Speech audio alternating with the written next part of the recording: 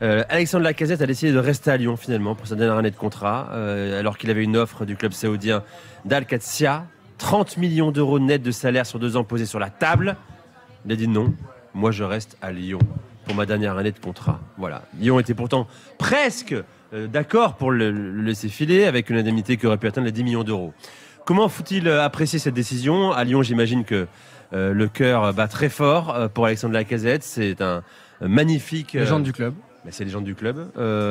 Il aurait pu répondre aux sirènes saoudiennes. À 2 reprises, parce que l'année dernière, c'est la même chose. Il reste à Lyon pour jouer la Ligue Europa. C'est déjà pas mal, hein, la phase de poule, puisque Lyon est déjà qualifié directement pour la phase de poule de Ligue Europa. Quel regard vous portez à cette décision de Alexandre Lacazette, Daniel ? Si je suis supporter lyonnais... Mais est-ce que c'est bien pour Lyon ? Est-ce que c'est bien pour lui ? Si je suis supporter lyonnais, je suis content, fier.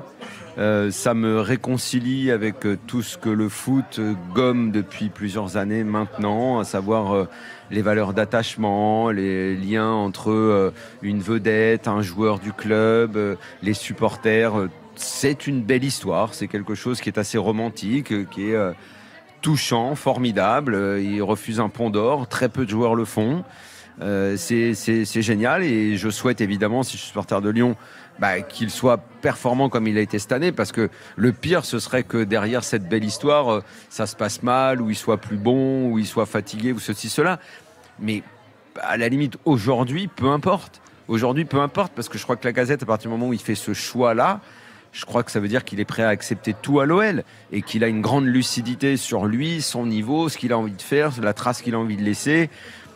C'est très beau, c'est beau. J'aime ça, j'aime ce qui se passe là, ça me plaît. Walid. Non, c'est respectable. C'est une légende de Ligue 1, une légende du club qui choisit une très très belle fin avec son club plutôt que d'aller en Arabie Saoudite. Lacazette, c'est quand même... Bon, il a bien gagné sa vie dans sa carrière. Il la gagne très bien encore aujourd'hui. C'est un salaire autour de 500 000 euros par mois. Très bien, mais quand on voit le nombre de joueurs qui vont en Arabie Saoudite, il n'a jamais gagné ce que gagnent les très très gros. Oui. Donc il aurait pu, 30 millions sur 2 ans, il aurait pu, entre guillemets, véritablement s'assurer l'avenir. 30 millions net. 30 millions net. Je crois qu'on y va, nous, Walid, pour Oui, moi j'y vais, moi. Mais même pour 100 000 net. Oui. 3 000 net, j'y vais pas, par contre. Mais, non. Ouais, mais à 6 30 000 net, j'y vais. 30 000 net par mois, bon, peu importe. Mais bref, voilà. Aujourd'hui, il aurait pu mettre à l'abri. Non, alors ça, j'aime pas entendre ça. Non, mais sa famille. Commence pas à dire ça. Non, ça, c'est un truc que je veux entendre. Il est déjà. Laisse-moi terminer. Ses petits-enfants, ses âmes, tout le monde est à l'abri. Beaucoup plus. C'est pas l'expression. Beaucoup plus, en tout cas. Mais bref. Vas-y. Bref. Et c'est très très beau comme signal. Moi, je pense qu'il y avait tout pour qu'il parte. Sincèrement, il y a 3 semaines, je te dis, les Jeux Olympiques, la 6e place, le dernier match contre Strasbourg, la finale de la Coupe de France, il est passé par toutes les émotions cette année. Où Grosso l'a mis sur le banc. C'était même un départ magnifique. Exactement, Grosso l'a mis sur le banc, il est revenu, il a maintenu le club, il les a ramenés en Europe. Il veut retourner au charbon. Il les a ramenés en Europe. Moi, je me dis, mais Alex, vas-y, tu vois, c'est bon, t'as fait, t'es revenu au club, ça suffit, t'es une légende. Libre, etc. T'es une légende, il avait même pas besoin de ça. Et le faire, ça reste extraordinaire. Après, pour l'an prochain, sur une saison à 2 matchs, avec l'Europa League, avec la Ligue 1 et avec l'Arabie Saoudite, c'est un peu plus dérangeant pour l'Olympique Lyonnais. Ça peut un petit peu gêner parce qu'il a terminé cuit la saison, donc à voir comment il va gérer les Jeux Olympiques. Mais pour le football, c'est un exemple. Aujourd'hui, c'est un exemple pour les Lyonnais quand on voit que certains Lyonnais partent à la première sirène, à la première rumeur mercato.